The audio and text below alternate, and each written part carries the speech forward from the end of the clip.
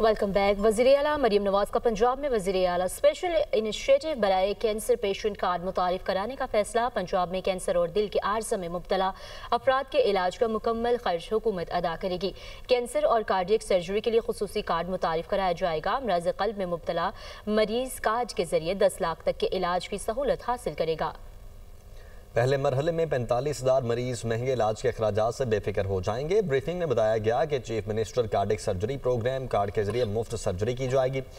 वज़ीर आला मरीम नवाज शरीफ ने फालिज के बरवक्त इलाज के लिए प्रोग्राम प्लान तलब कर लिया है। ब्रीफिंग में बताया गया है कि 17 जनवरी तक Nawaz Sharif institute cancer treatment and research के OPD ब्लॉक फाल हज़ारों मरीजों की ज़िंदगी बचाने का आज़म पूरा किया जाएगा। Nawaz Sharif institute of cardiology Sargodha 31 जनवरी तक फ़ाल करने की डेडलाइन मुकर्रर।